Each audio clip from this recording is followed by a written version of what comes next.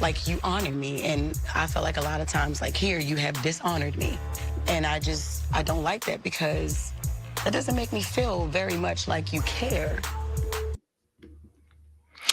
Hey guys, and welcome to Little Blackbird 91. We're giving you guys a quick live on Couples Retreat Season 2, Episode 5. I've actually done Episode 4 as well. The episodes will come out after this particular live as well. But I wanted to give you guys a live on this because I think there were some really key things happening within this episode, which I'll chop up and break it down into smaller pieces later on for you guys as well.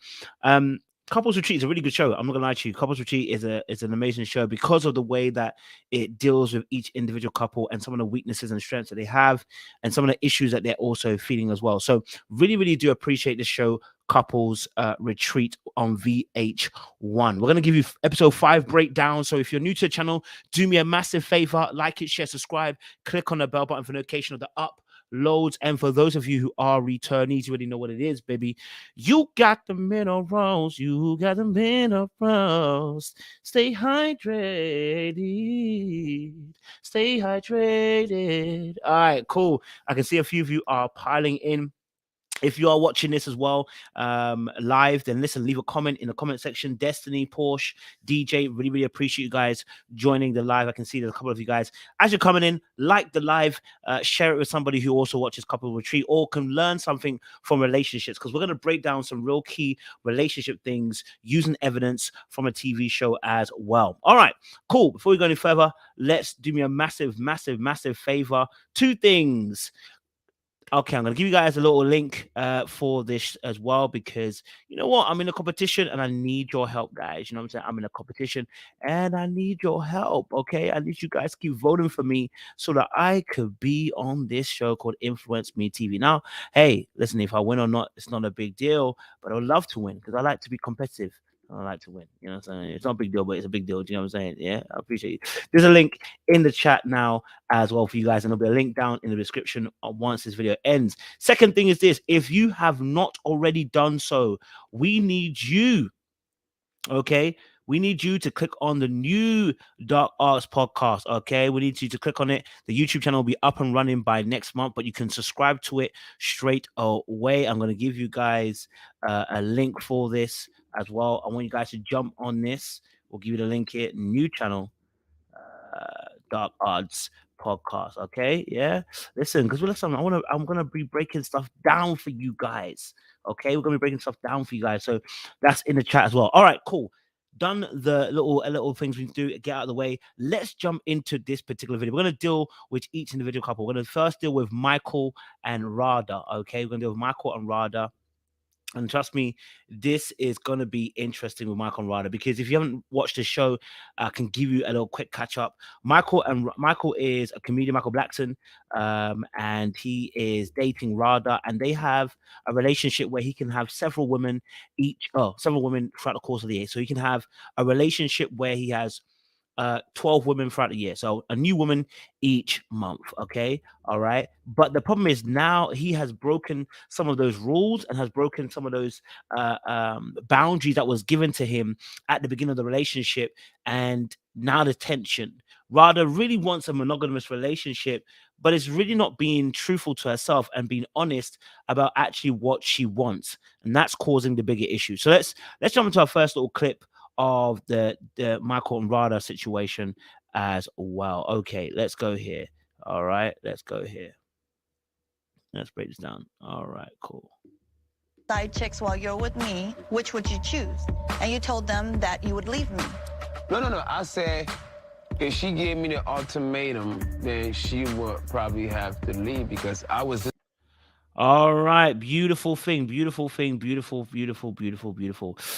Okay, cool. Listen, let me be very honest with you. That conversation there, we'll play a little bit more so you can see a bit more context of it.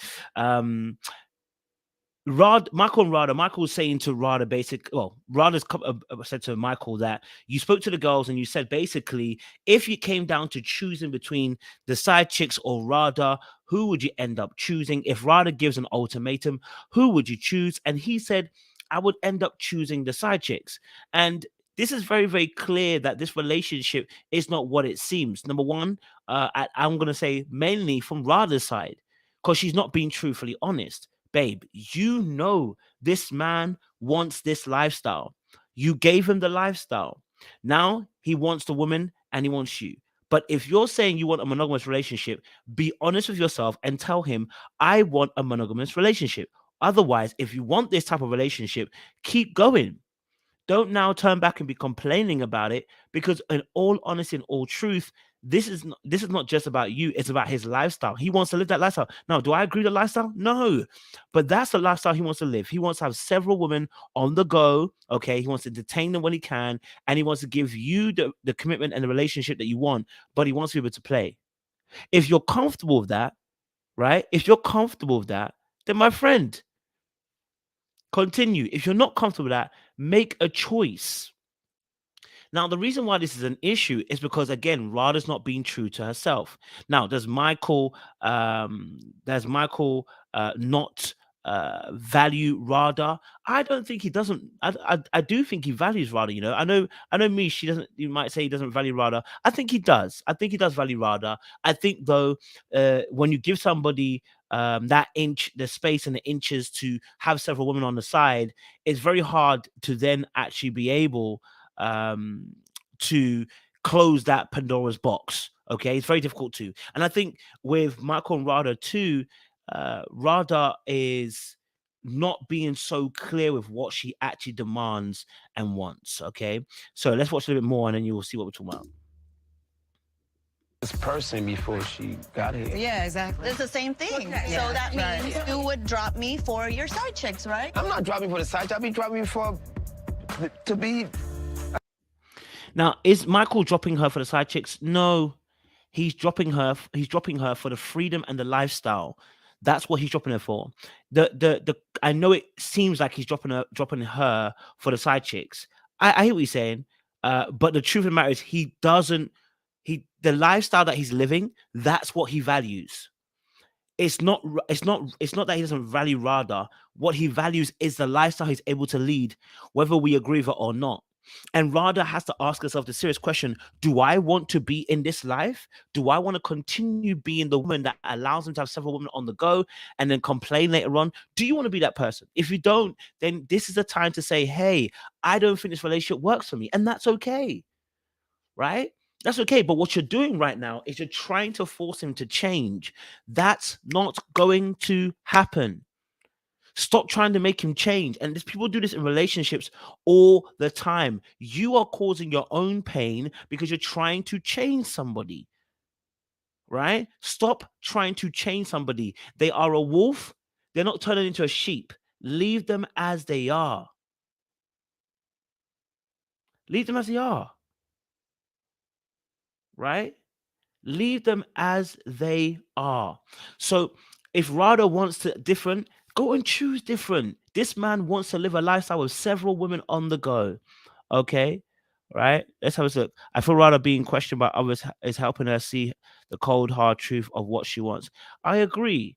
I think with Rada, you know, the group of obviously the issue here with Michael Blackson and Rada. Here's the issue. There are two things that are an issue with Michael when it comes to Rada. Number one is that he's not also obeying the rules.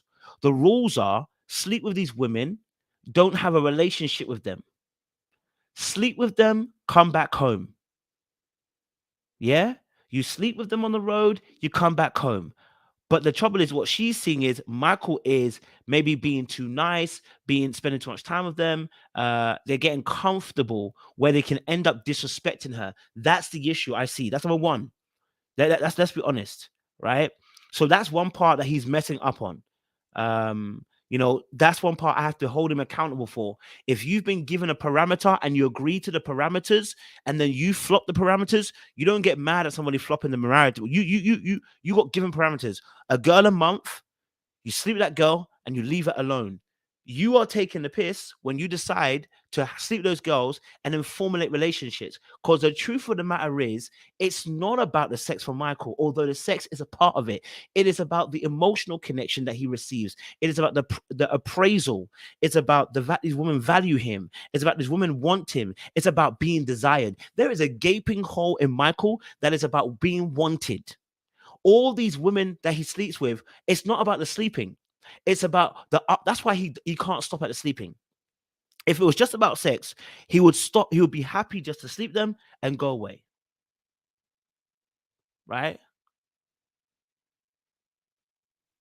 It's not. It is not the sex that was an issue. The issue was that he has a gaping need for being desired. And until that's plugged, it doesn't matter how many women you give him, he will still flout the laws and the rules. Right? Because part of it also for Michael is the freedom to sleep with these women, which is also about not being controlled. And so the moment that Rada said 12, okay, I'll do 12, but I'll do a little bit more. I'll do 12, but I'll have a relationship with them. Why? Because you don't get to control me. You don't get to tell me 12 and I have to obey that. I feel controlled. And he's not really being honest with himself either and honest with Rada in that case. Yeah, I've got my 12, but the problem, and that's why I think KJ said it earlier on, a lot of men will be very happy to sleep with 12 women and be all right and come back. Fine. Right? Absolutely fine. But the truth of the matter is, because of the control, you can't tell me 12. You can't tell me not to talk to them. And I'm going to keep on trying to push the boundary some more. The boundary is going to keep on going. It's going to keep on being pushed and pulled. Right? Okay. Tori said, you can't satisfy lust, it only grows. Rada thinks he's letting him have the side woman, he'll be full and be in control. No, if you feel lust, it grows. That's the point too. Rada is also thinking that she has control of a man. And this is not even just about Michael and Rada. This is about relationships in general, where people feel they have power over someone if they give them this particular aspect. If I give you this, you will obey me. No. If I let him cheat on me and not say anything, he will come back home and love me. No. Baby, no. He ain't. If I let him cheat in peace, he gonna respect me. He ain't. He's still gonna disrespect you. Okay? Because if he disrespects you before this, you giving into what he wants, it's still gonna disrespect you. Because nobody should be disrespecting anybody in the first place. What makes you think giving them the thing they want is gonna make them respect you? It's not. Right? All right, cool. Let's play a little bit more. I guess by myself. I'm not replacing with nobody else. Can we have a brain surgeon to rewire his logic, please?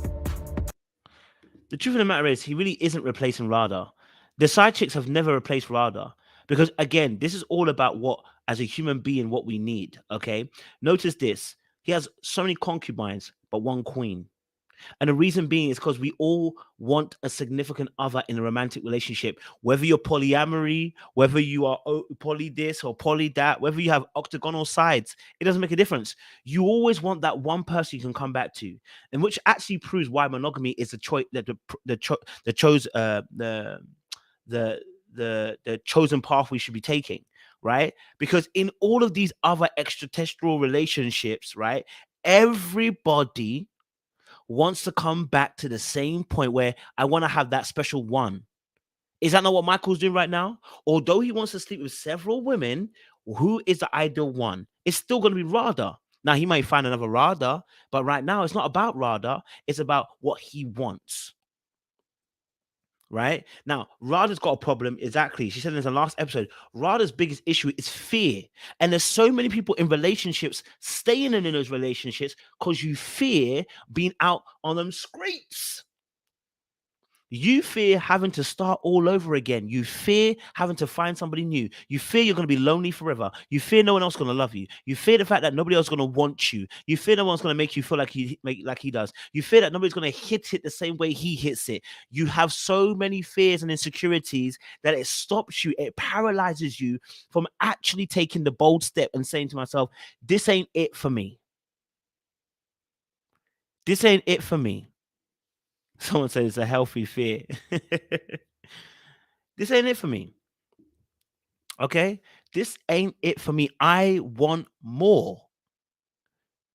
And if you want more, sis, you're going to have to leave this situation behind to go and get more. Because staying in this position where you're complaining about the very situation which you've also contributed towards ain't gonna help. Ain't gonna help. Right? All right, cool. Let's see this part, right? They have a conversation later on.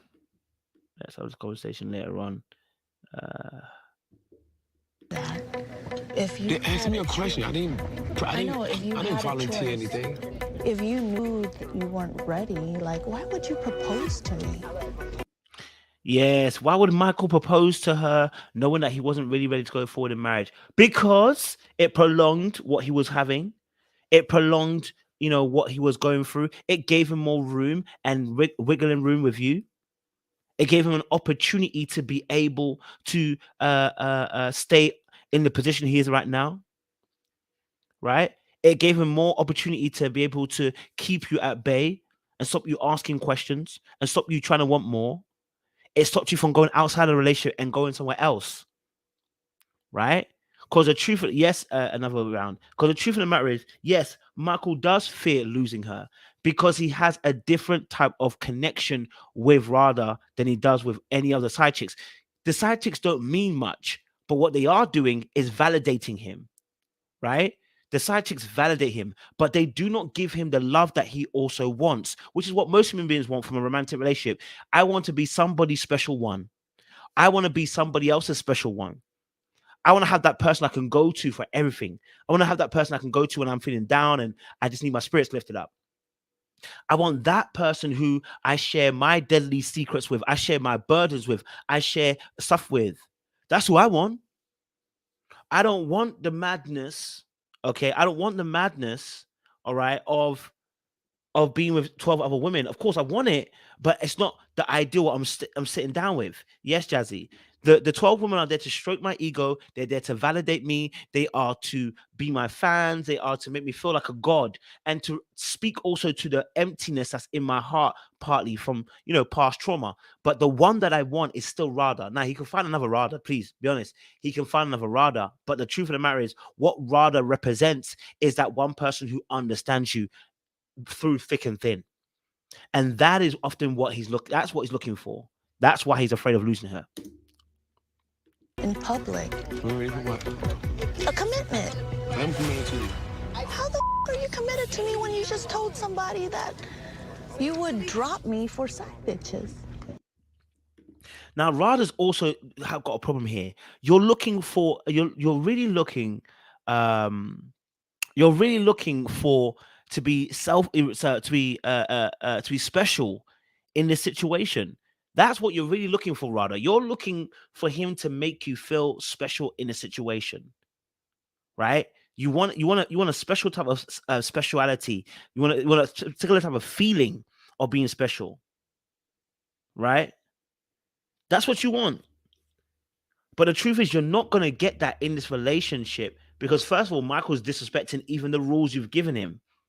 When he breaks the rules, what is the consequence? You're not married, by the way. So when he breaks the rules, what is the consequence for breaking the rules? That's what I'm asking right now. Because as of yet, we didn't hear any consequence for breaking the rules when there was rules implied in terms of what we can do with these women. All right? Okay? Now, in Kozi, oh my gosh, Tandokazi, Tandokazi, kind of cube. Ooh, my pronunciations are off. I'm apologizing right here, right now.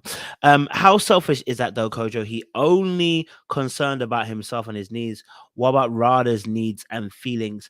I mean, in all honesty, in this interaction, there is a little bit more selfishness on Michael's side. Yeah, there's a selfishness on Michael's side. Michael knows he can pull Radha into this game. Look, when I talk about dark arts, this is it. When I talk about dark arts, this is what I'm talking about. In a lot of these interactions, there is a selfishness, or I should say, better yet, I know that with your position and my position, I hold the cards. I hold the power. I hold the higher ground, and therefore I know how to play you. Radha is an open book. Radha is an open book who's opened herself up to Michael and said, I don't mind you doing what you're doing. Here's a play-by-play, though, right? The fact that she would be open to the play-by-play, you know what? That's what's giving him even more pause to disrespect, right? That's what's giving even more pause to disrespect the situation. He knows he can do this, right? Because she also is presenting from a broken perspective. And it's not about the 12 men she said, 12 women that she said you can have. It's about the way she presents herself. It's about the way she, even this moment she's arguing, when she's arguing here, it's from brokenness. You just mad because I said it, or you mad because that's the truth? I don't understand. No, because this is something you know since day one. Why you acting like this is About that because everything. Listen, he said, listen, you already knew. You already knew about the situation. You don't get to get mad. Like you don't get to get mad. You knew this situation. You even suggested we do this. So how now are you trying to change the game? Remember, you gave me this level of power. You gave me this and by the way, can I be honest with you? Radha gave Michael this power. You gave that other person power. And this is why I keep saying about the fact that when it comes to dark arts, manipulation, all these things, accountability of number one is important. Don't look at the person who played you, look at yourself. Right? These are kind of things. Let me even write my notes down so we can talk about this on our dark arts series, right? Yeah. Accountability, look at yourself. Right? A lot of times what can happen is people will say, okay, so I remember I heard someone say, is it your fault if your house gets robbed? No, it's not necessarily your fault your house gets robbed, right? It's not. But if you left the door open, if you left the window open, if you didn't lock the door, you know what I mean? If you didn't put appropriate safety measures in place because the world is cold, you shouldn't have to, but the world is cold, then we're gonna have to look at you and take accountability.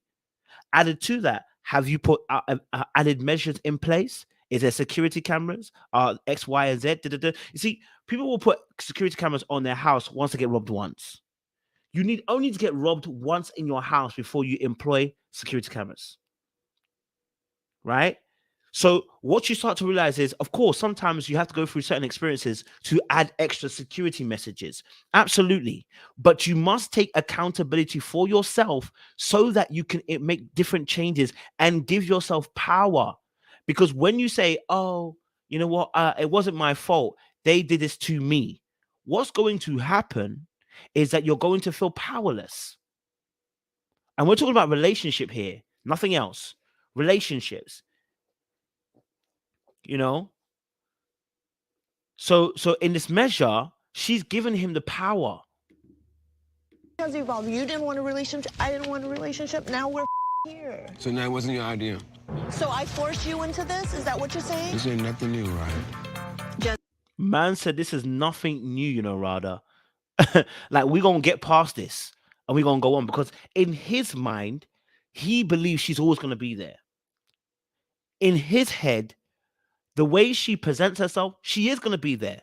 She hasn't found her strength yet. Trust me, he will know when she found her strength. She's not found her strength yet. Even though she's saying, I don't like what I'm seeing, she has not found her strength yet. Your voice is not convincing. And actually, this goes back into the whole conversation around boundaries. When I coach people and I talk to them about this situation about creating boundaries, one of the biggest things around boundaries is your belief that you're allowed to have boundaries. Right? Your belief that you're allowed to have boundaries. When you don't believe you're allowed to have boundaries, when you say, this is my boundary, someone goes, let's push a bit more. I don't think they're actually being real. Let's push a bit more. Let's push a bit more. Everybody knows, people, when they say no, it means no. Right? Everybody knows, okay? Everybody knows that when someone says no, you know that's final no. And you know, everybody knows someone when they say no, you can push it. You can push it. You can push it. Right? So she's gonna, if she doesn't like this setup, if she wants the 12 women to continue, fine, right? But then she has to find her voice and belief in this voice that, you know what? But you know what? At the end of the day, I can do what I want. If you don't find the belief in your voice, I can do whatever I want. Find your belief. Believe you're allowed to have boundaries. Believe you're allowed to have your say. Believe that you are allowed to say, this is what I want. And if I don't get what I want, I'm also prepared to walk away. I'm prepared to quit. Some of you guys are not prepared to quit. This is why you're in these type of situations. You're not prepared to quit. Don't look anywhere else. Don't look to the left. Don't look to the right. Don't look at him or her. You are not ready to leave. And because you're not ready to leave, this is the issue. Right? And you're absolutely right, Joshua. He's not sticking to agreement. So what do you do? Because remember, I'm not saying she's got lack of confidence or that she's broken for allowing him to have 12 women. That's not my issue. That's not my issue. My issue isn't the fact that she said she can have 12 women. No. The self-esteem issue comes when he breaks those rules. What do you do?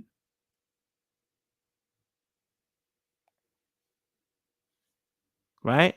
Yeah, that'll be it. You know?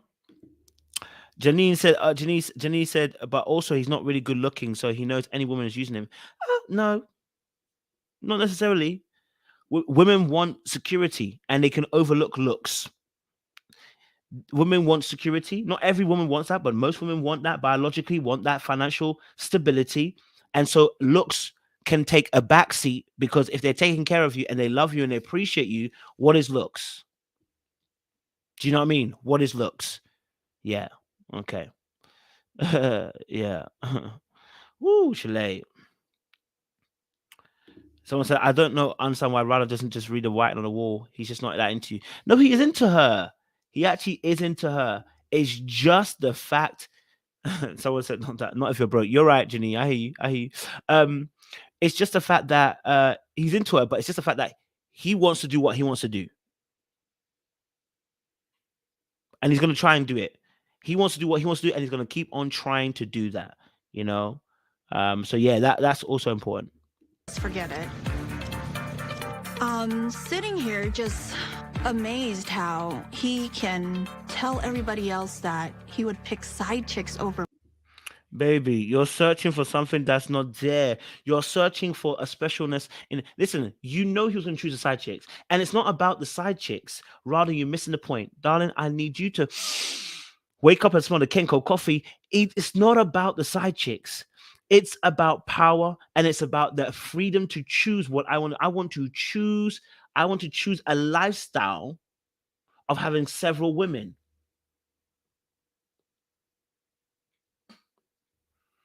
No, he's into her. Guys, don't miss this. He is into her. He just doesn't want the monogamous situation. That's it. He does not want the monogamous situation. What he has is a situation that has him at a power dynamic between himself and another person. Right? That's what he has. He does like her. But he likes her to be in a certain position. Yeah? He wants her in a certain position. He wants her to falter. He wants her to surrender. Right? He's not that into her if he's willing to lose her. Well, yes. I mean, if it comes down to lifestyle versus her, he's choosing lifestyle. It's not that he's not into her, but you're not going to make me choose between me having the woman that I can have and you. You know what I mean? If he was to also choose her, he must choose monogamy. You know what I mean? If he was also to choose her, he must choose monogamy. He's choosing lifestyle over her, not another woman. Lifestyle, right? Lifestyle. That's what he's choosing. He's choosing lifestyle, right? So instead, of course, he's into her because she lets him do whatever he wants. Yeah, but that was what they were gonna do anyway. Um, So it's peak, man. It's peak. Someone said, if he's not sticking to the agreement, then he doesn't respect her, nor is he not into her. Maybe the respect part, I can agree with that. Respect wise, I can agree with that. I can agree with that. Not being into her, I don't agree with that. I personally don't agree with that. Definitely don't respect. I can rock with that, but not being into her, no. I believe he's into her.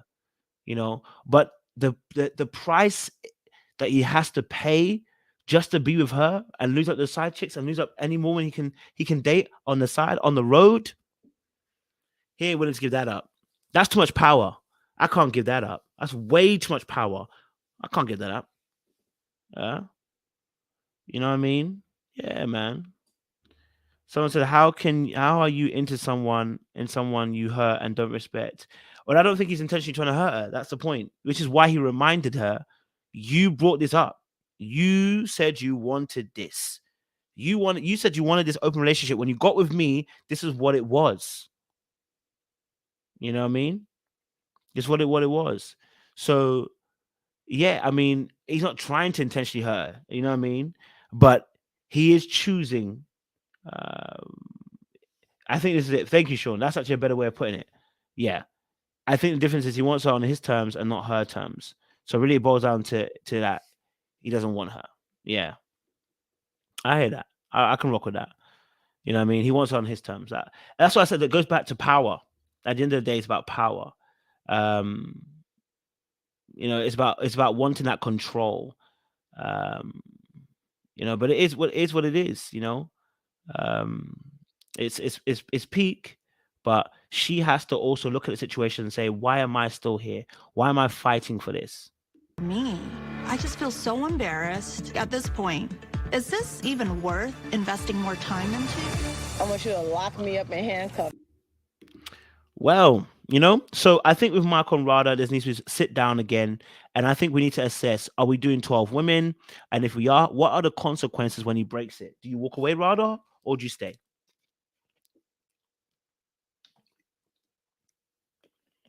That's the real question. Either you let him have consequences or walk away. You know what I'm saying?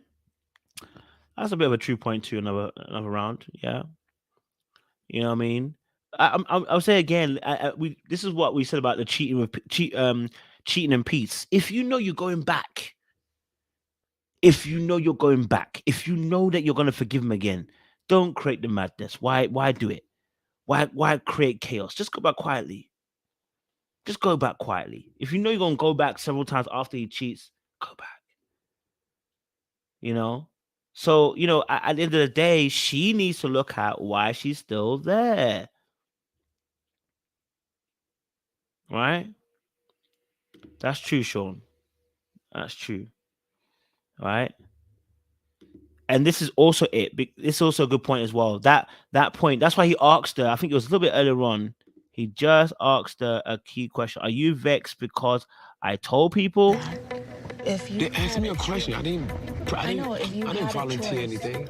If you knew that you weren't ready, like, why would you propose to me in public?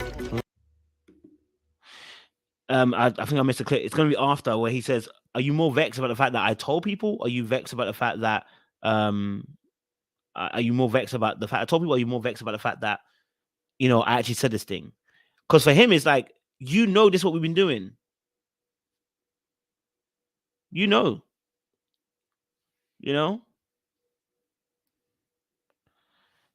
is what it is, baby. A commitment. I'm committed to you. How the are you committed to me when you just told somebody that you would drop me for side bitches? So so now the questioning of his particular behavior has come down to, how can you say you would commit to me when you said you would drop me for side bitches? And it's like, babe, but you already knew that when you jumped in. He said, why did you agree to side women? You agreed to it because he told you, that's me. I'm not giving this up. Do you understand? So if he said he's not going to give up those women, right? Why do you think he's going to give up those women for you now in a relationship? That's what I'm talking about with Rada trying to change the game. Babe, you think you're smart, but you ain't slick. We can see you too, right? When you got with him, the reason why you accepted having women on the side and why women got involved is because you realized he's not going to change that aspect of him. So what makes you think that now he's going to choose you over the women or the lifestyle, when beforehand you couldn't change him to not be in the lifestyle and just choose you?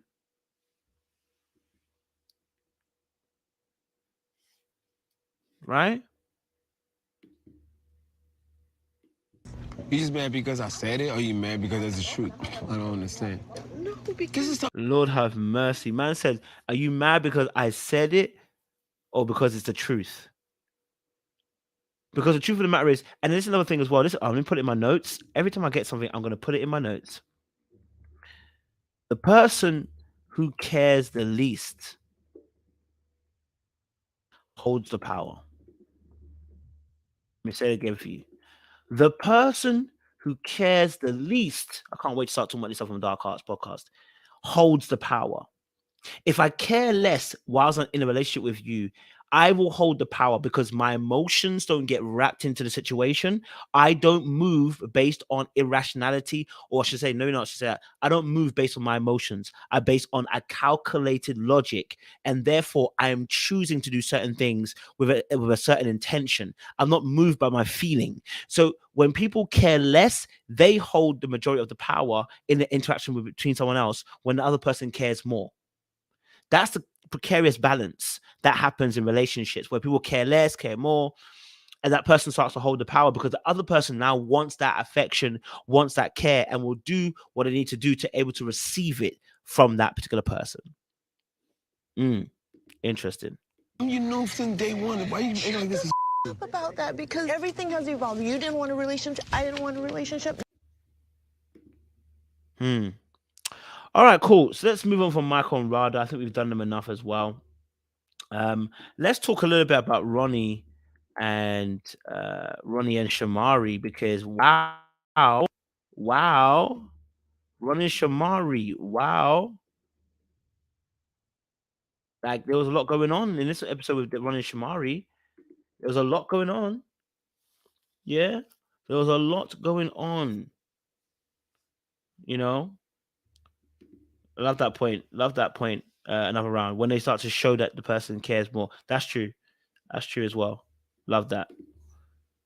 Yeah. All right. So let's talk about Ronnie and Shamari because they are interesting. Woo! It got tasty. I mean, they were on our screen for about 5 minutes, but those 5 minutes were explosive. Let's get into it, right? Let's get into it. icy? Okay, big ice. That's just what it's giving. Okay. Daniel, what about the ass? It's a beauty, not a booty. Still gotta be attracted to the ass. It's sexual too, baby. We're gonna get in that.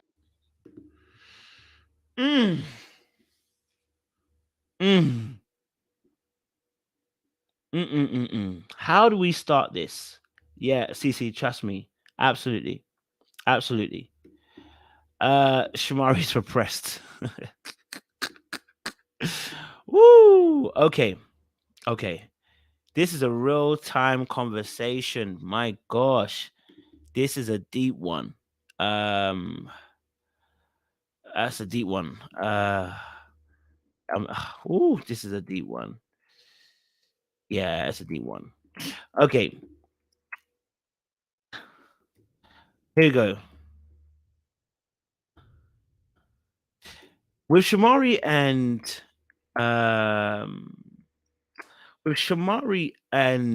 Ronnie, I just want to run this back slightly again.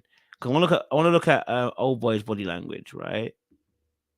Attracted to the ass. It's sexual too, baby. We're gonna get in that later. Her face is enough for me right now. Look, Teddy.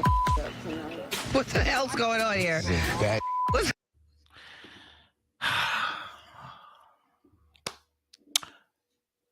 So just anybody needs a bit of background. Shamari obviously, Shamari had a situation where she, in the past, they had an open relationship, part of an open relationship, and Shamari went with another woman and ended up actually having a full-on relationship with a woman. Okay. Now, I think Shamari is probably bisexual rather than being full-on lesbian. I think she's a bisexual. Maybe she got bisexual tendencies or whatever. She might say differently, or you know what I mean, or maybe it's just like, you know, when the drink came through, she just kind of reminded herself, right? All right, cool. Anyway, so the difficulty with this situation is because there has been past history of behavior where she has gone with the man, and because she's gone with the man on her past behavior, gone with a woman, on her past behavior, all right, and yes, and left her husband for that woman, there is going to be a scar that will be sitting on Ronnie's heart no matter what, right? And because of that scar on his heart, her behavior is going to be interpreted way differently than if there had never been any situation like that. Now, it might have been a case of, baby, you're doing too much, you're a bit drunk, like relax, because you've never had any issues with her having a woman, right? So you might, baby, relax, you're doing too much, right? But because she's had that history of dating a woman and leaving for a woman, now the comment about, you know, you should be attracted to her ass is deeper than just, oh, a woman just complimenting another woman or being drunk and saying some stuff, all right? Or a woman just kind of being a bit too extra with her girls. It's not that, right? Now it becomes a deeper issue. Deeper. Okay, so when she then goes on and starts saying, you know, you should be attracted to her ass, basically what you're saying is, I'm attracted to the ass, and you should be attracted to the ass because it's a beautiful ass, right? But she doesn't even realize at this moment, that she's actually acting out at this moment. She doesn't realize at this moment her inhibitions are coming out at this moment. She doesn't realize as she's drinking and having these moments, she's losing herself. but it's just turning. Can we have our moment, please? Look how Ronnie is looking at her right now. Look how Ronnie is looking at her right now. Right? Look how the woman looking at her. The trouble is, when the drink enters the system, the behavior gets wild. And so Ronnie's now looking at her like, yo, babe, you're doing a lot right now. And I think in his brain, he's calculating it like, is this girl really liking women still? I thought we got over it. But the truth of the matter is, the person, I don't think, has been truly honest with herself about what she really, I think she may be bi. Now, what they do with it is a different story. But I think she may be bi. What they do with it is a different story, but I think she may be bi. Right? And he's clearly hurt in that moment. But do you know what's so interesting? If you watch my reviews, I spoke about this in the first episode or second episode. I said, Ronnie's more emotionally intelligent than Shamari, I feel like. And I feel like there's a bit of meanness with Shamari. She almost has an air of arrogance sometimes with Shamari. I'm gonna say it too, yeah? Right?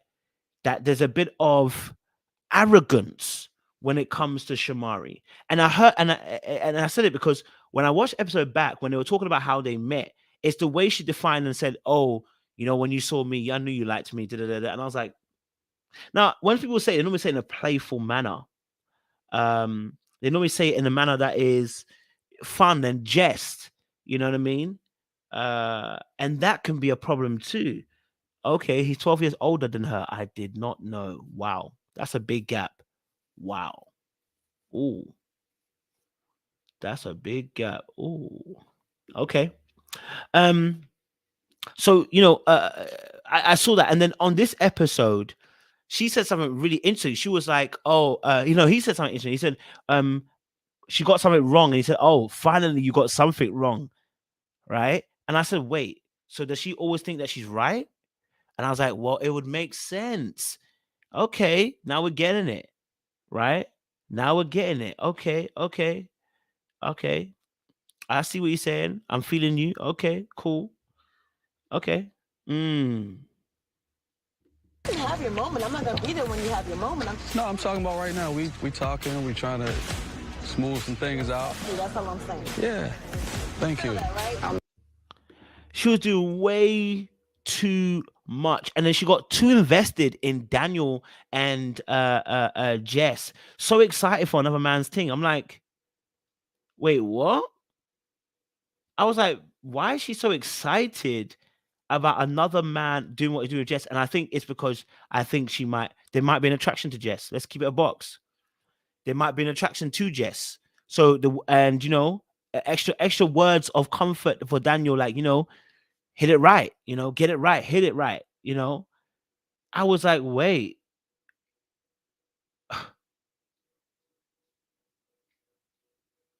I'm confused. So I don't like Daniel as a partner for Jess anyway. But it's like, baby, like, why are you doing this much? Like, why are you so invested in what we're doing? Like, focus on your man. And that's why I was like, wait, what is going on with Shamari? She is actually collapsing and she's actually breaking down right before our eyes. Many have you had? Get it, Jess. Dang, can we date in peace? Can I watch you? Hey, No, I know. what is that? We on a date. Can I watch you? I'm rolling the window up. Look at this. Man said, I'm rolling the window up. He said, can I have it in peace? Can I have it in peace? My girl said, can I watch you? Babe, would you want to watch them?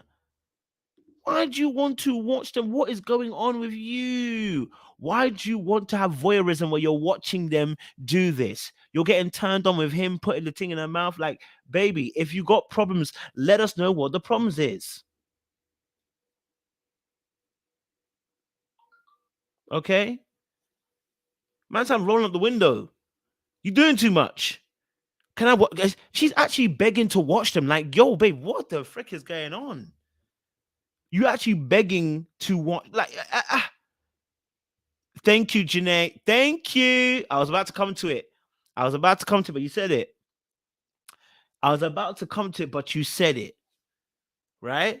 She has a fetish, a dirty, sexy fetish to see, I guess, maybe man and woman fuck. Okay? All right? She wants real life voyeurism. Okay?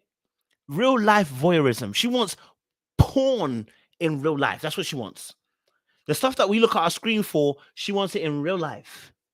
She won't see that thing for real. Okay? She won't see that thing in for real. And I'm not even, this is not even a trashing of Shamari. I'm not even knocking that down. If that's what you want to do, I'm it's not my thing, but I'm not cussing that at all. I think whatever you want to do if that's what you want to do in your relationship, hey, be it. Right? Okay? That's for you. All right? Someone said she got to hide. You know what I mean? It is. I get it. But this was not the moment for it. And that's what I said about emotional intelligence and understanding time and season for certain things. When you're drunk, the fact that you let that inhibition go at that moment, you've lost all control to be in that place. Okay? All right? To be in that place that you want to see that. Listen, old girl is here. She wants to see live. She wants to see live soir, live delash going at it. And if that's your thing, babe, and you know what? Maybe that's just her thing. Okay? Then maybe if Ronnie can't deal with that as well, maybe this relationship might not work. Real spit.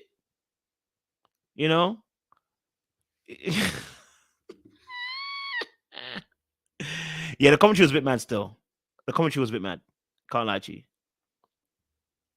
Yeah, the commentary was a bit mad still. She did a little bit too much. She was doing a bit too much. No, she was doing just a little bit too much. Like, let's just roll it back a little, just a little bit, Get it, Jess. Dang, can we date in peace? Can I watch you? Hey, No, I know. what is that? We on a date. Can I watch you? I'm rolling.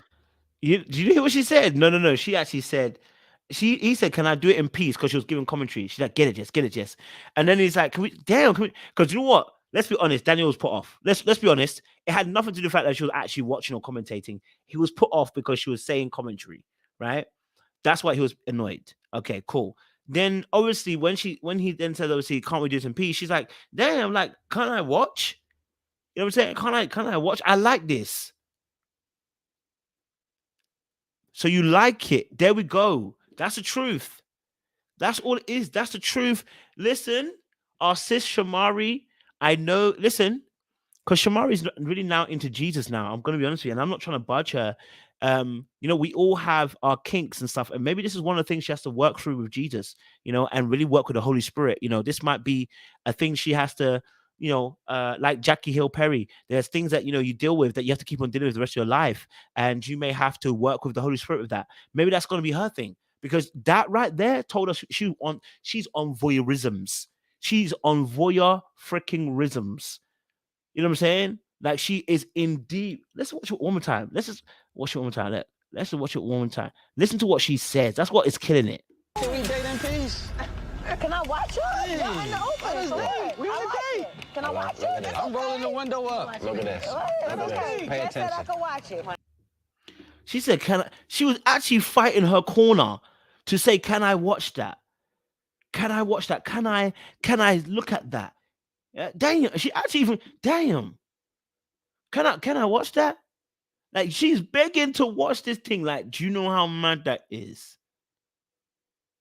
Do you know how mad that is? I likes that. I'm open to it. I said, "Oh, Shamari, baby, why didn't you just keep quiet and watch then? Huh? Why don't you keep quiet and just watch the thing and just watch it go? Why are you doing too much? You're doing too much. Okay? I'll go to me about you. What do you mean? What you doing? What do you mean what I'm doing? I'm watching you. Don't watch me. How dare you tell me not to watch you? Yeah, I'm about to put a strawberry in her mouth. That's going to be sexy for me. Huh? Like, it gets worse, bro. It gets worse. Pay attention. See? Out of control. She said I could watch it. Like, Pay attention. Pay attention. No. Hey, every time I watch that scene, she's like a little kid. I don't know if anyone deeps it. It's like a little kid. And this is no offense to Shamari at all. When you guys are saying repressed, this is what it could, because that's like a little kid. Do you see the way she did it? Honestly, it was like a little kid. You know when you tell a little kid, "Oh, you don't do that," but she said I could have it. Like, the way she was looking fine. I ain't gonna lie to you, she's looking spicy. I mean, Shamari looking hella fine. No offense to Ronnie DeVoe. I know it's your wife. I'm just saying, but she's looking hella fine. Okay, but let's just watch it again. Her facial expression. It was like a little kid. It was so interesting how she did the whole. But he said I can watch it. She almost regressed a little kid in that moment. Hey, maybe that's something there. Maybe something's happened in her childhood. We don't know. I'm maybe just throwing some stuff out there. Maybe something happened in her childhood. I don't know. Because that was right there was like a little kid. Yeah, exactly. That's the word I'm looking for. It was like, I want it. Tantrum. Yeah. That was literally what it was. Right? Someone said definitely childish, ruin the whole view. Get out of it, Jay. Watch one time. Watch it again. Out of control. she said I could watch it. Like, Look at her face and how she's pointing. She said I can watch it.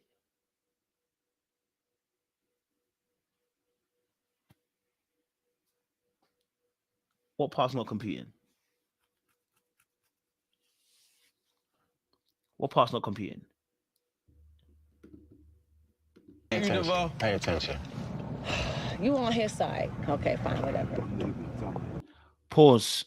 Now, this is really interesting. Really interesting. Really interesting.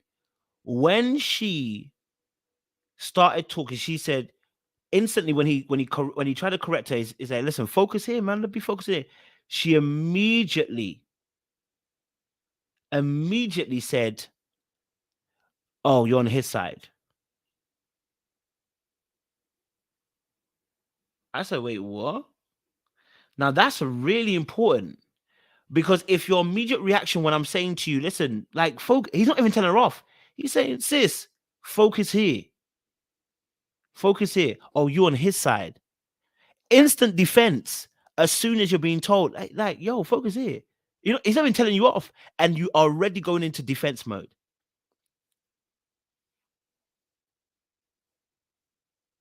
Not sure about whacking this point. Right? Let me just way back a little bit. You'll see what Out of control. She said I could watch it. Like, Pay attention. Pay attention. you on his side. Okay, fine, whatever. A little over, you're a little over the. When you take it all in one play, it really is a kid. It really is a kid acting out in that moment. I'm not saying she's a kid. I'm just saying in that moment, it's really like watching a child being caught doing something and then trying to erase the accountability of what they actually did, right? By saying, I got permission from someone else to do this very thing, right? So in that moment, she said she went from, but she said, I can watch it. Like, hey, she told me I can watch it. Oh, so you won't be on his side when I told you that's what he said I can watch it. It's like, oh, okay. Okay. Interesting. Very, very interesting how it went. Okay. Cool. Top right now. Okay? Let's make sure this night ends the right way. Oh, shit. There we go. Let's get it. Happy birthday, baby. Now, I don't know what the freaking the couples are trying to do. Why is Claudia getting on top of KJ now? Baby, I need you to let's save that action for the bedroom. Why are we getting on top of each other now? Let's save that action for the bedroom. Why are we getting on top of each other now? You know what I mean? Okay. Someone said a quick psychology trick. It's true though. No, it's true though. Like a kid, again, that childlikeness of her, that was what it was. Right? Interesting. Very, very interesting. Oh my God, I love it. Woo! Playboy bunny. Looks like she got a lot of ass right now. There's too much. Okay. Too much going on. Okay. We need people to stop trying to do too much in the public spaces. Y'all want to do that? You go and do that. Okay. In your rooms. Okay. Y'all doing too much for me. Okay. Y'all doing too much for me. Okay. And someone said, yeah, it was a warning. And I think what's also interesting is the fact that she again goes for more.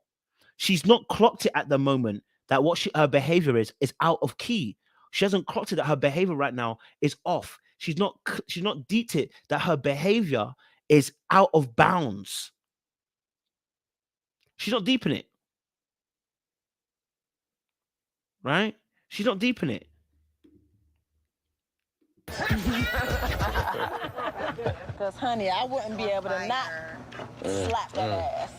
Because I did. Liquor is. Yo, hey, the funniest thing is not Shamari, what she just said there. I mean, yeah. I mean, Shamari just said something already. I already slapped Claudia's butt. I was like,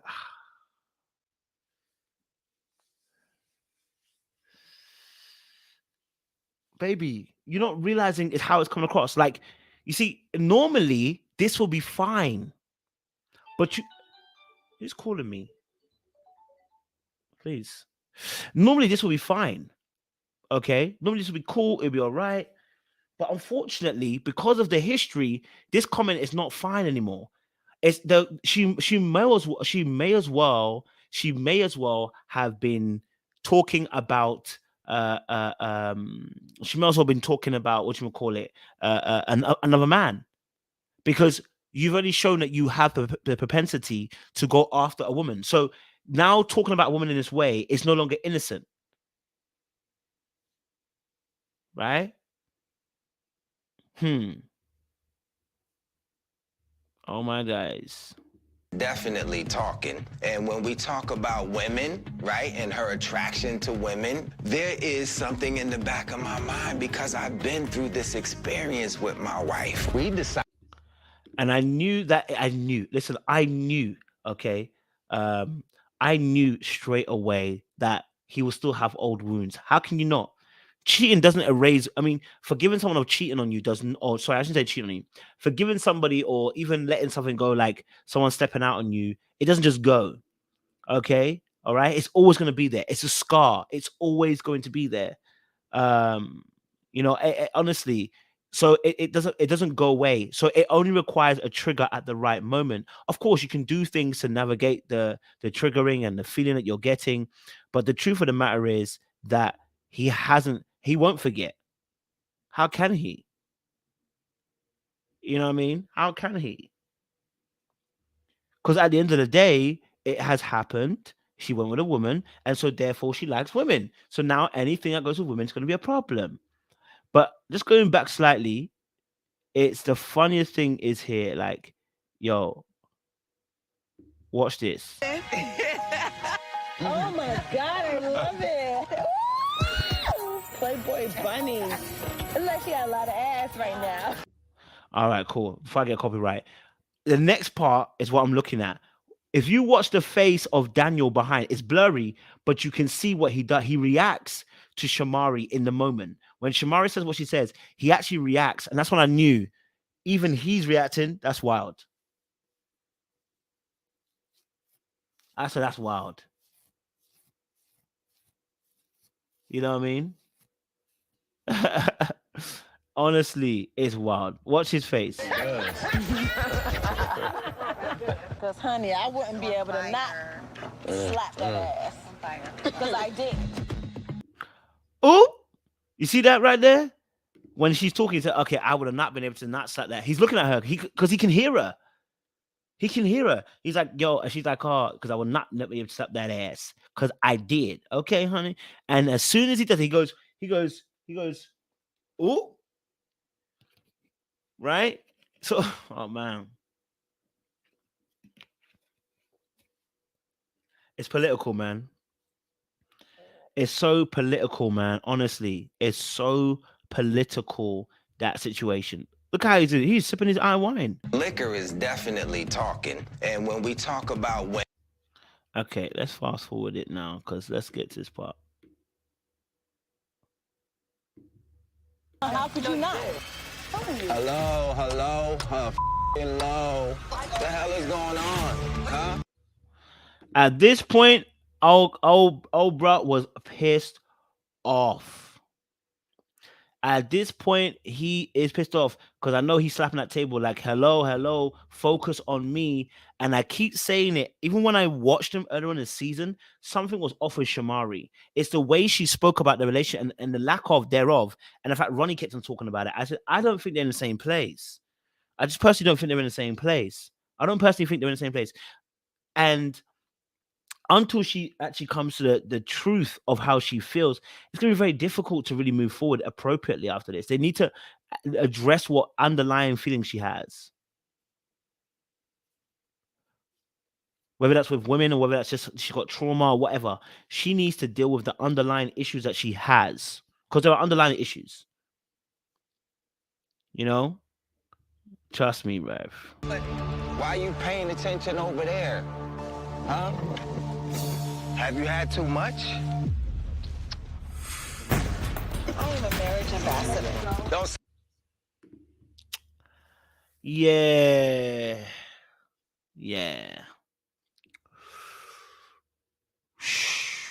Shamari's got some explaining to do. She's got some big time explaining to do. This just seems like it's giving trauma. It's giving, it's giving trauma. It's giving, I still like women, and I'm still dealing with that. And again, I'm not shaming her for if she is still dealing with the effects of still wanting a woman or still liking women or still wanting to be with a woman. That's not what we're talking about. We're talking about the fact that in this moment, she doesn't recognize that she's overstepping boundaries. In this moment, she doesn't recognize that her behavior is failing to live up to a relationship standard that's required to keep both of them safe. She's failing to see that. That's what I have an issue with. Not the fact that she's, looking at another woman and getting excited. You are breaking your own protocol. You're breaking your own grounds of your own relationship at this moment. You know? Sound like no marriage ambassador. Ronnie left. So obviously, she didn't even go after. If it wasn't for the group, she wasn't gonna go after him. She was gonna stay there, bro, until everybody was like, "No, go after him, go after him, go after him." But until that point, she wasn't going nowhere, bruv. You know what I mean? So there is something that is going on. Yes, Rufan, there's something deeper, and maybe the drink is what's covering it, but there's something deeper that she's dealing with. Something deeper. Yeah. So she needs to deal with that. You know, we need to look deeper at that. We need to get underneath it. Because, baby, you drinking a lot. You know? There's a lot that's going on, man. Like, it's not a great place to be in. Now, let's fast forward it a little bit as well. Right?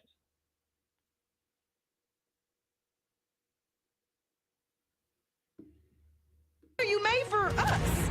Ron, why would you leave? You've been drinking too much, Shamari. Gotta know what the limits are. Like, you're to the point where you're not even understanding how out of bounds.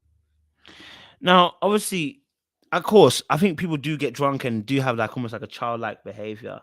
But just with everything that's happened, is like that regression to a childlike state. It's really interesting. Even the tone and the way she says, "So why did you leave?" It was like it's like almost like a child. And I'm saying again, there may be some regression there. There may be some repression there. There may be something that's happened childhood wise that is, surfacing itself up when she gets to drinking. Maybe the drinking helps to remove some of those barriers or whatever. But there's something deep there, and maybe there isn't something deep there, but it feels like there's something deep there.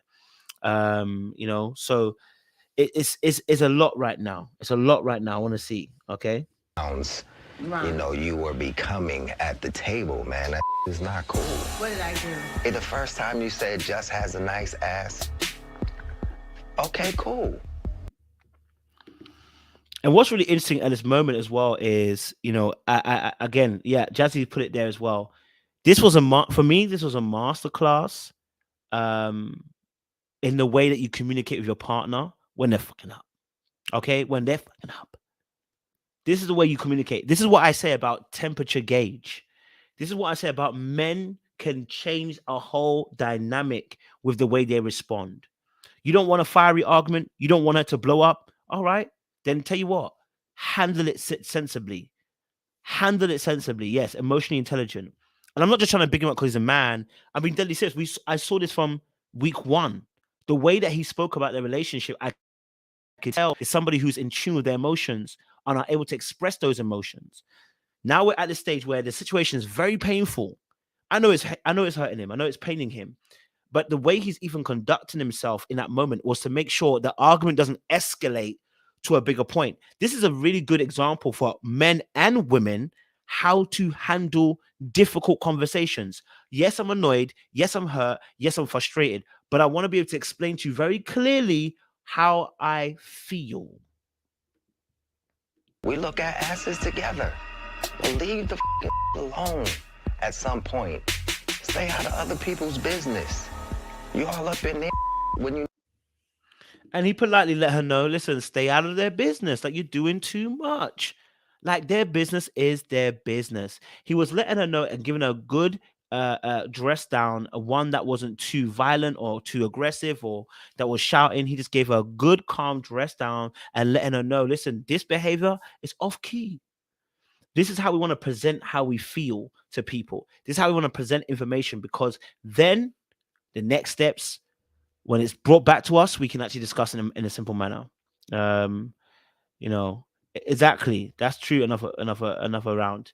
Some things shouldn't be discussed when we've got heightened emotions, because it gets worse. Need to be paying attention to our...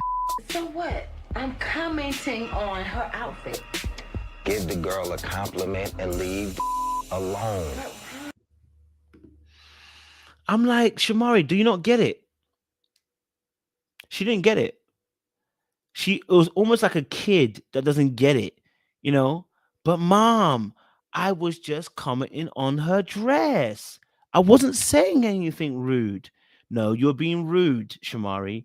No, but Mom, all I said is she had a nice dress, Mom. Like that's what a kid does. Like I don't like keep repeating it, but I feel like every single time I try to go away from it, I keep coming back to that same point. It's genuinely like seeing a toddler do a back and forth with their mom or dad. Which is why I'm saying there might be some trauma behind it all. Because she's grown, but there may be some trauma behind it. There may be, not saying there is, maybe. Just because of the childlike state she goes into when she drinks and even the way she responds. I'm a female. We're emotional. I've been It complimenting ain't got nothing to do with emotions. Listen to me. We talking about some physical. You talking about her ass. Are you?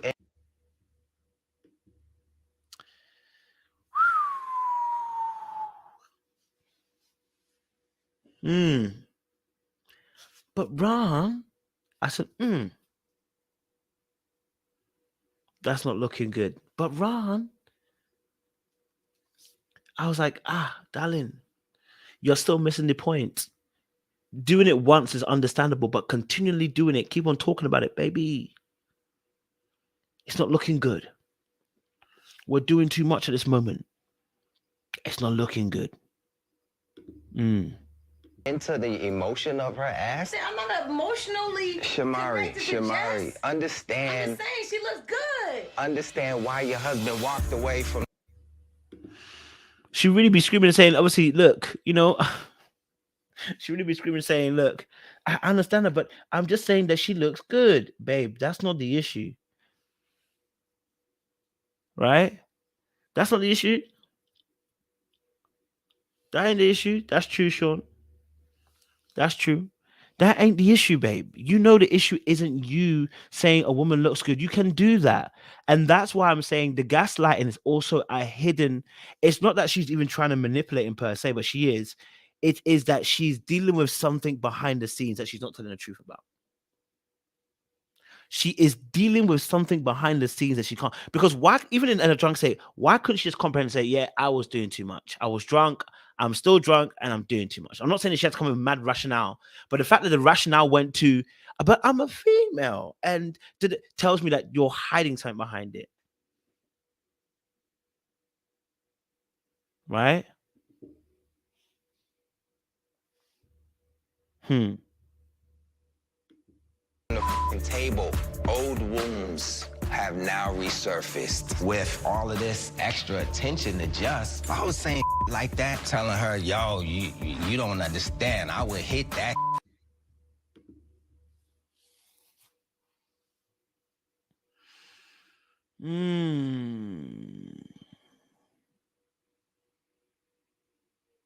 It's interesting, isn't it? It's interesting to watch this because I think it's a very difficult predicament to find yourself in. Your partner is saying all these things to you. Your partner saying all these little things, and you're like, how do I handle it then? And there's a bigger fear here, which is that you may lose your wife to a woman because that's what she likes.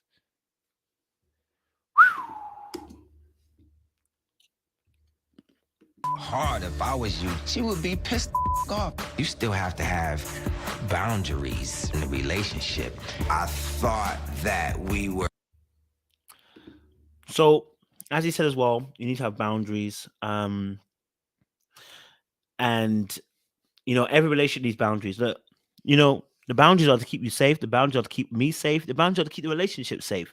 If everybody knows the boundaries, nobody can say they weren't told. They weren't they weren't being told what it is, right? So the boundaries are very, very important because everybody then knows where they stand. What we're seeing with at least with Shamari and Ronnie is that she's breaking those boundaries at least when she was drunk, and it's unfortunate. It's unfortunate, but every relationship again says you need boundaries. You need boundaries because it keeps both parties safe, and everybody knows what the rules and regulations are when dealing with each other. Over a hump that maybe we're not over yet. I'm talking about limitations. You can tell somebody.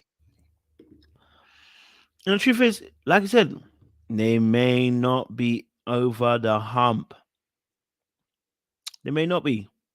It's so sad. It's sad because, okay, body language here as well shifted. He's no longer sitting down, laying down. And at least both body languages are positive. This is what I would give it. Both body language are quite positive, because even he's sitting up and she's giving him eye contact. That at least means, at least I'm assuming it means she is listening to what he's saying, right? She is trying to take in what he's saying. She is trying to do better, and she's trying to listen, trying to at least hear his point of view, right? Because she could have showed a different type of disposition towards the way that she was looking at the situation. She could have, right? But she didn't. If you look at the body language, it's fairly respectful. She's looking at him, he's looking at, and obviously he's looking away. But yeah, It's like enough is enough. And you're really already. making a big deal out of and you know, Ron, first of all, I don't even with a woman. darling, you don't F with a woman, darling. Y'all admitted to us that you did. So what do you mean you don't F with a woman?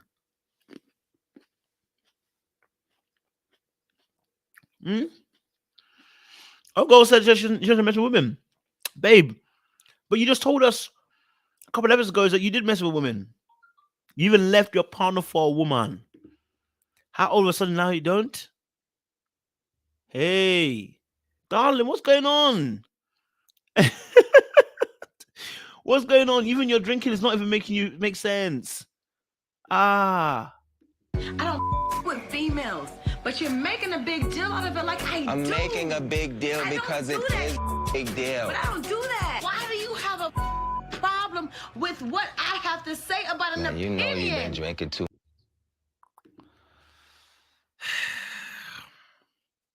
It's looking a bit tight right now, you know. Because when you deep it, yeah, if you deep it in that situation, she's now turning it on a, why do you have a problem with me talking to, yeah. Like, babe, we there's a problem. And he explained it to you and you still couldn't understand. Or better yet, you don't want to understand. Right? Babe, he broke it down to you and explained it to you, Shamari. And this is that I said about when she's sober, her always being right. Now we're starting to see the effects of that. You arguing about a done thing that doesn't need to argue. I said done, not dumb. A done thing that doesn't need to be argued over. You know what I mean? Much because you don't even curse, Shamari. Like, that's what I'm saying. You got me to this point. No, you got you to this point. Because you taught me how to do that. Or maybe. Now, how are we going to blame another person for you swearing and you getting out of pocket if you don't really swear? You taught me that. Okay. Let's say he taught you that. Oh, why? You see that she quickly threw the blame back onto him. I was like, oh, man. Okay. Okay, we got big problems here. Accountability is a problem for Shamari. Okay? A problematic accountability. It does not exist in the mind and the heart of Shamari at this moment. Okay? Instead of actually just saying, hey, you know what? I'm sorry, I didn't mean to swear, or do you know what? I'm sorry because I'm a little bit vexed and angry. No, she said, you taught me that. You taught me that. Instantly thrown it right back into his direction and putting him on the back step. I can tell you this now. This has probably been happening for a very long time. This is not new. This has probably been happening for quite a long time. That kind of behavior. Whew, it's going to be difficult, boy. That relationship is in ropes. Ropes. Oh, crap. Okay. Be playful, but when you keep harping on it, it's like enough. Why do you have a problem with what I have to say about an opinion? You know you've been drinking too much because you don't even curse, Shamari. Like, that's... Sorry, I had to rewind it, but we'll play the clip in a second or two. But yeah, it's mad. It's mad. Let me take some of the comments as well coming up through. You know, on Housewives, they said she had a drinking problem. Oh, okay.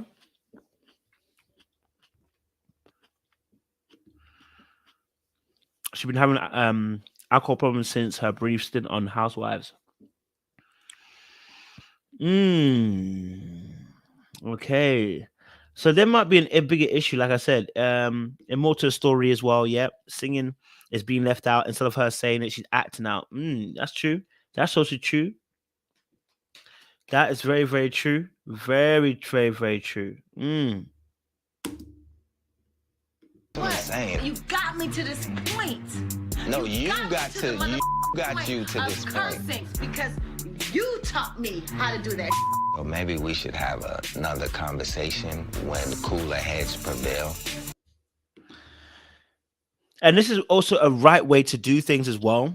Notice how Ronnie said, listen, it's not getting to a part where we're actually understanding each other. This is a good time to end the conversation here and take my leave because we're not solving anything. This is really good. Really, really good way of handling conflict. If anyone's paying attention, if you've got a situation in your relationship, this is a great way to handle it. Okay. It gets to a point where it's not going to be solved. Raising your voice, getting mad ain't going to help the situation. Okay. Being a leader, as a man, especially, you got to control the dynamics. It's getting too hot. Say, hey, it's getting too hot. Let's chill. Let's come back in a few minutes. Learning that skill is very, very important because it stops mad arguments happening that don't need to happen, right? Or you saying something that you don't want to say. It doesn't need to happen. You just need to put effective stop breaks in there. Because I don't think you're gonna get it tonight. I don't think you're gonna get it either. Okay. All right, E.T. You finished?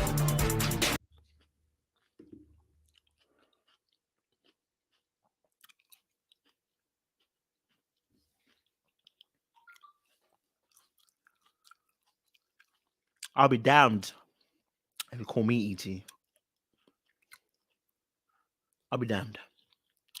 Let me not say that. I won't be damned. But you ain't about to call me E.T. You ain't about to call me E.T. Okay? You are not about to call me E.T. And do it because you're angry and vexed. No, that's actually mad. What? Let's just look at again. Look. She called him E.T. Okay. All right, E.T. You finished?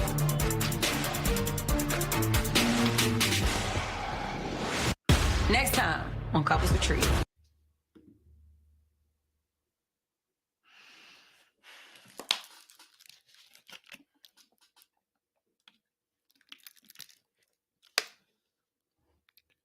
Let's hope she's calling him Eric Thomas. Let's hope so. Let's hope so. Let us hope so. Let's hope so. Let's hope so. I don't know who's Eric Thomas. Is that his stage name? Let's hope so. Let's hope so. Let's hope that's what she was calling him. Okay. Let's hope she was calling him that. Okay. Let's hope she was calling him a motivational speaker. And even if she was, maybe it wasn't to say that, but it was again to kind of very similar to what we saw from Ready to Love some months back with Sadia and Dante, where she said, "All right, coach." Same thing. It's the same thing. I don't know. It's a bit.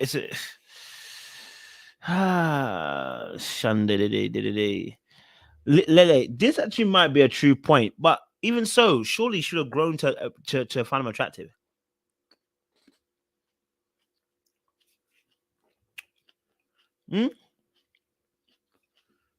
Surely should have grown to find him attractive. So maybe she's got maybe she wants to be a woman, and maybe he's a cover up. Who knows? We don't really know fully. I don't want to assume, but they got some big problems now. They got some big problems their way now. So it's a bit of a situation, really. It's a bit of a political situation. So yeah, man, it's tight. It's tight indeed. It's tight.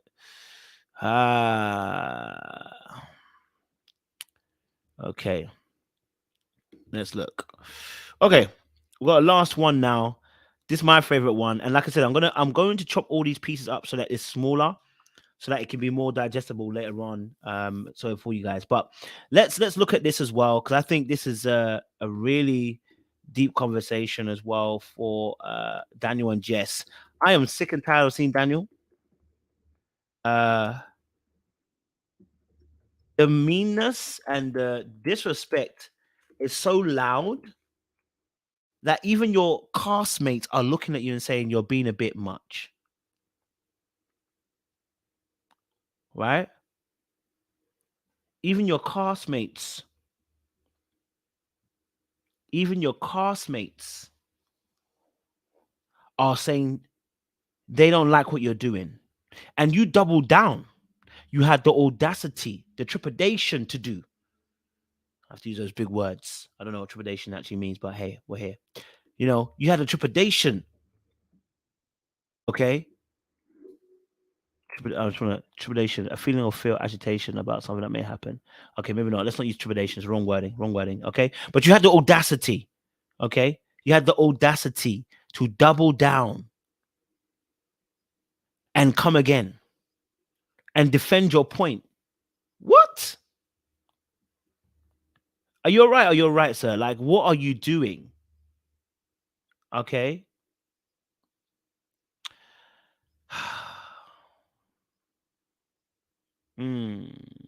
Okay, let's get into it. Let's get into it. Let's get into it. Let's get into it.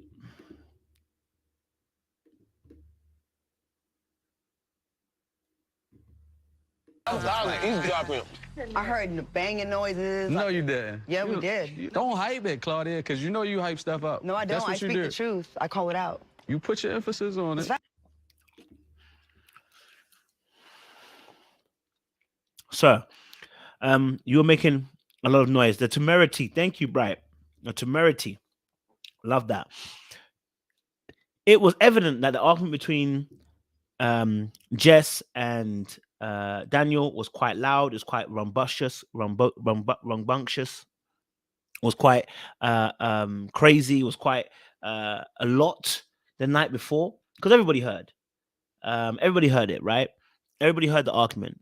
So obviously, you know, Claudia,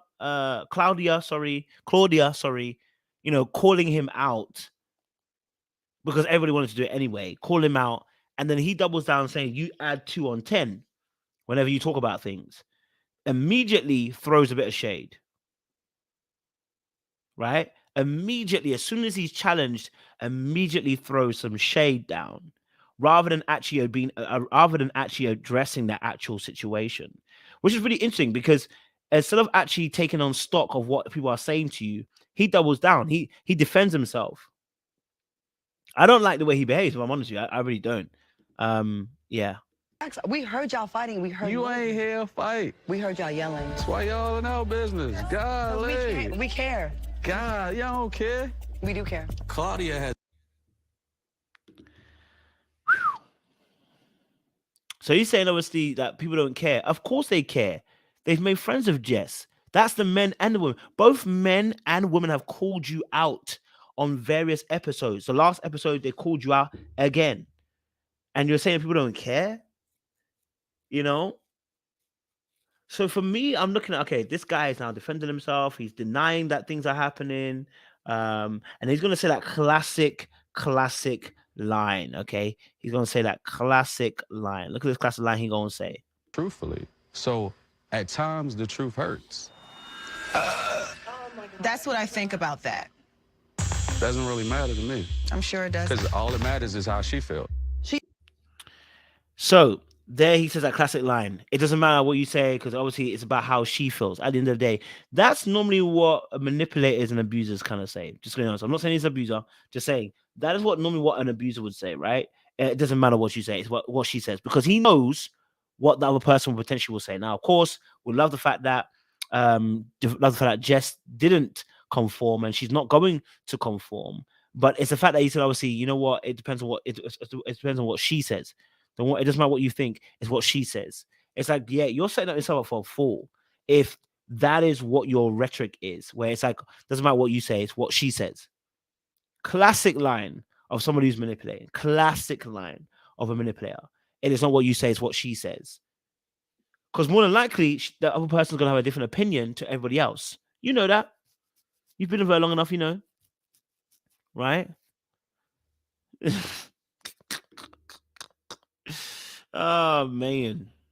He obviously wants to be, you know, treated nice and cared for and loved eventually. If she wasn't treated nice, we wouldn't be here.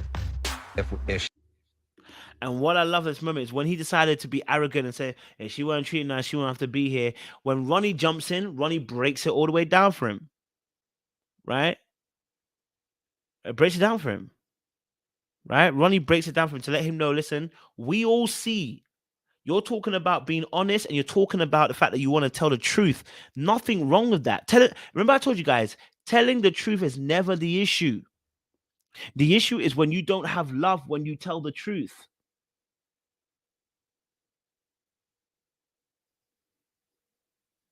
That's what the problem is. When you don't have love when you tell the truth. Listen, look again. She was treated nice. She would be here. Now, I want you to pay attention to something. Pay attention to something. Even Michael Blackson himself is watching Ronnie talk. As he's talking, Michael Blackson is going to non-verbally agree with the sentiment of what Ronnie has said, which lets you know which side he falls on. At least his body is giving him away. Right? Let's watch. We wouldn't be having this conversation. Right. You gotta pause. You notice that Michael Blackson there nodded his head? Yeah. He nodded his head straight away because he knows, right? It is the pride and the ego of Daniel that makes him behave the way he does. And pride and ego cometh before a fall, my friend. Be careful. understand that, man. Like everybody else is significant, whatever is here. Jess is not here, play.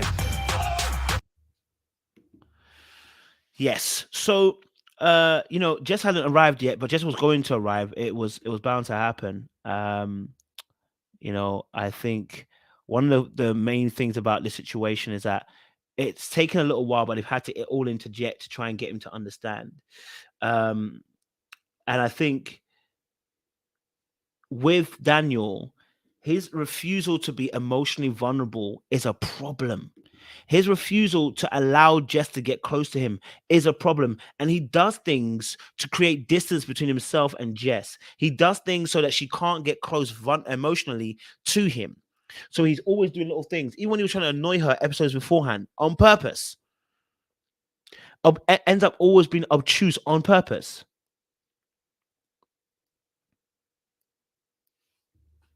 I want to feel wanted. I want to feel like you honor me. Like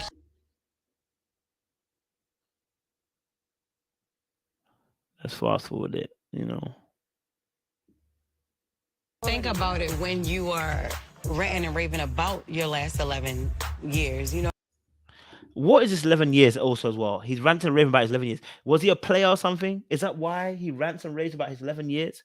Was he a bad boy in them streets? Was he out here tearing? Nayash? Was he out here dibbling and dabbling in the poussoir? Those 11 years? What was he doing those 11 years that he keeps talking about it? That's what I want to know. What were you doing, sir, in those 11 years that you keep talking about it? Let us know. We don't know this man either. I don't know him. Right? Is that 11 years that included those threesomes with ladies and stuff like that? Is that what you mean? Is that a gas up that you're having? Listen, even me, even if I'm out here moving mad and I do certain things, I'm not about to big up my next relationship like I need to do one over you. There's no point. If I care about you, why am I trying to do you one up? Right? Yep, I agree. We're going to talk about Jess. Don't worry. I talk about Jess in every episode. I love Jess. Listen, let me tell you something. I love Jess, man. She is so beautiful. Like, I'm talking. See me, I like my dark skinned women. I love them. Jess is the finest. My God. And you know me, I like a little bit of hood. You know me, I like a little bit of the end. I like a little bit of the hood in her, I like her raspiness of her voice as well. A little bit of rasping there. Listen, if I would move to Jess in a heartbeat, brother. You dumb. I'd move to Jess. Now I'm Christian, so obviously it wouldn't go very long, but I would move to her still. Are you nuts? Jess is fire. What? When I see her on the screen, I'm like, this girl is letting this mumu do this madness to you. You're letting this boy who's emotionally unavailable do this to you? Huh? You're letting this boy here who you've known for far. And here's the biggest thing about with the Jess situation is that Jess has some brokenness that she hasn't dealt with. That's the biggest issue. because she came from a place where she didn't know what love was. So she's given chances to people. Look, anybody out there, when you give people a chance, anybody out there, when you give people consistent chances, it's not because you got a big heart. You got bad boundaries.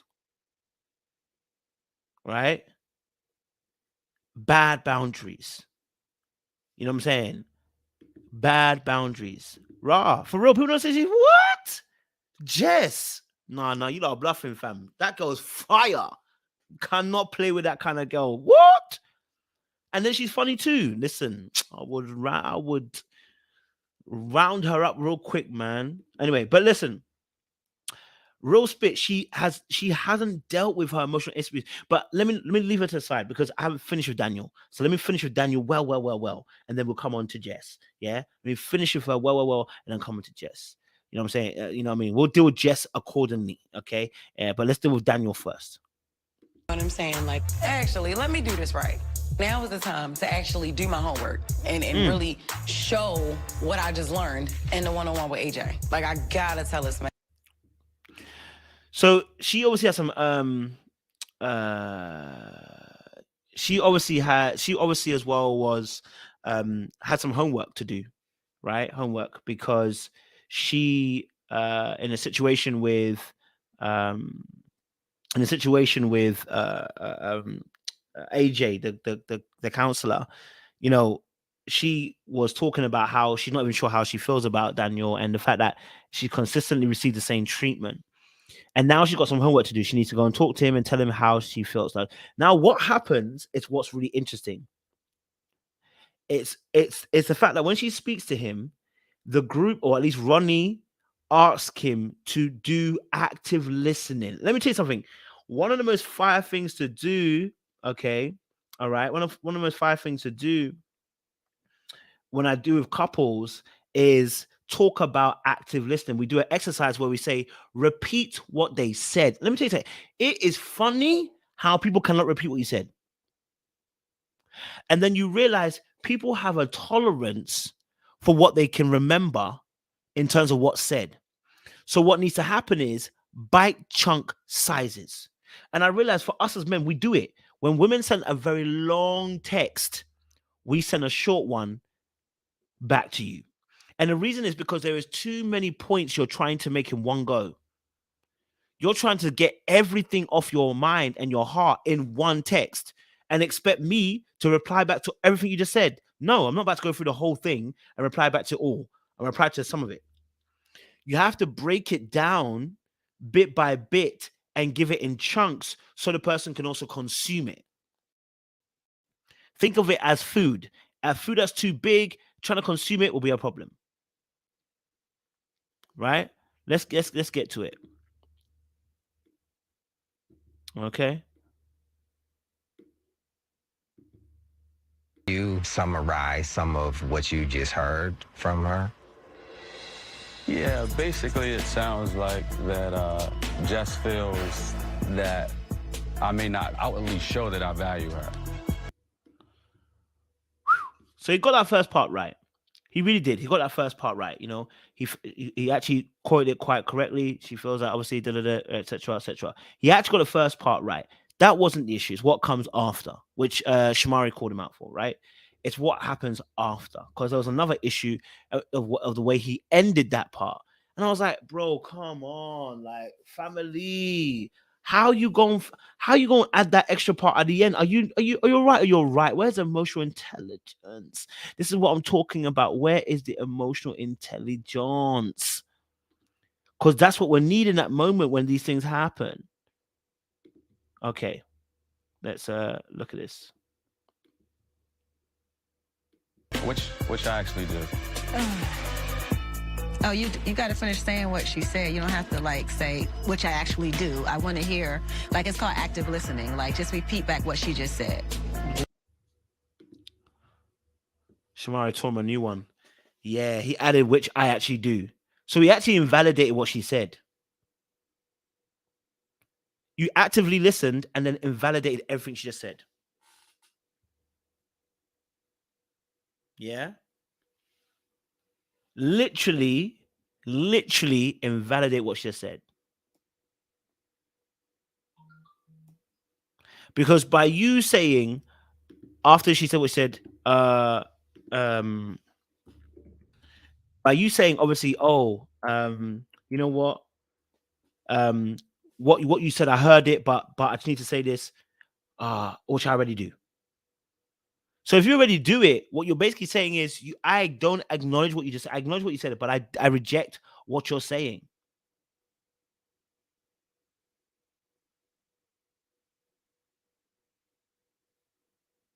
That's a problem. That's a big problem. Right? That's a big problem.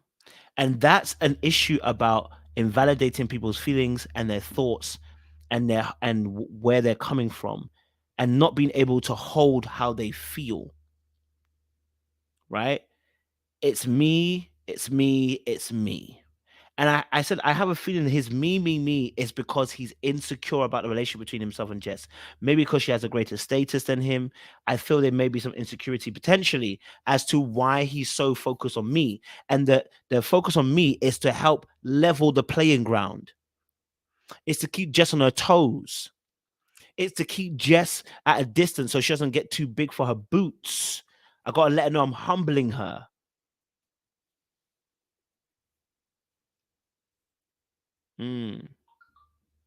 Unhonored. Dishonored. And what does that mean to you? Dishonored is just like you don't value how I feel as much as you value how you feel. Child,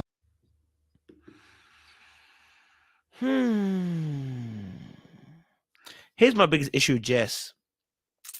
She'll blow up in the bedroom, but I don't feel like the blow up doesn't feel like, you know what, if you keep going on, I'm going to be done. The blow up is like, I blow up because I have feelings, but I'm going to go back to you.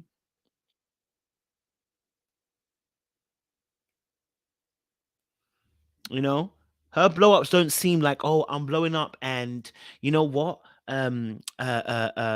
When I blow up, obviously in a situation, you know, I'm gonna say how I feel, and this is what it is. If you keep doing this, this is what it is. Her blow up is more of I'm frustrated, I'm angry, I'll blow up, but I'm gonna keep coming back to you. Even in this moment here. Which you should. which I acknowledge. Yeah. Yeah. And that's the first step in fixing anything, just acknowledging where you could actually be better. But that's not what we said, is it? We said about acknowledging, but we said about the fact that it's not just acknowledging, it's the fact that you don't deep. It's the fact that you don't deep. You don't deep that you invalidated her feelings.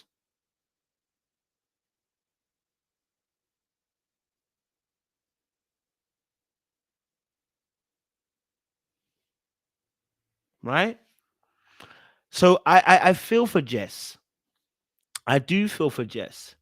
And I do feel for her, because at the end of the day, nobody wants to be in a relationship where you're not being desired, not cared for, not loved, but you're allowing yourself to be. I can't believe you feel dishonored. Like that really touched me. You know, I don't approach nothing without trying to learn from it. I'm trying to learn. I'm working.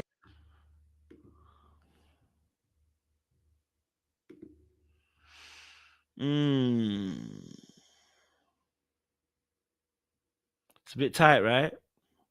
It's a bit tight. It's a bit tight. Now, honestly, Jess, I think for Jess' situation with Daniel, until she learns to love herself, and until she puts her effort and her eggs in the basket of care for herself, she will consistently put him before herself. What's confusing me more is that they were friends for a few years and he still behaves like this. What level of friendship did he have with her? If this was your friend and now your friend has entered a relationship of 5 years, you entered into a relationship and this is what we're getting, what kind of friend do you have? Real spit. Because why is this his MO? That he's completely dismissive of your feelings. Why did you not realize this in your friendship?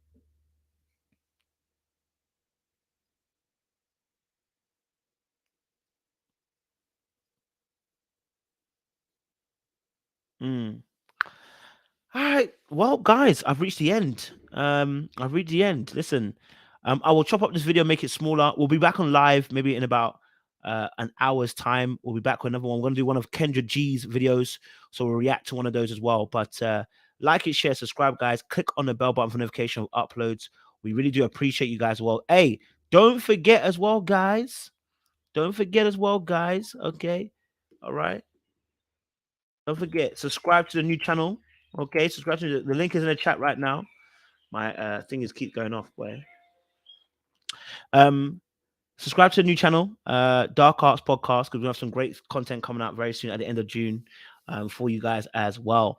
And hopefully, I'm going to get a couple of interviews lined up for you guys as well in the coming weeks. Okay, we appreciate you guys. Stay locked and stay loaded. We'll see you again very, very soon. Much love and appreciation.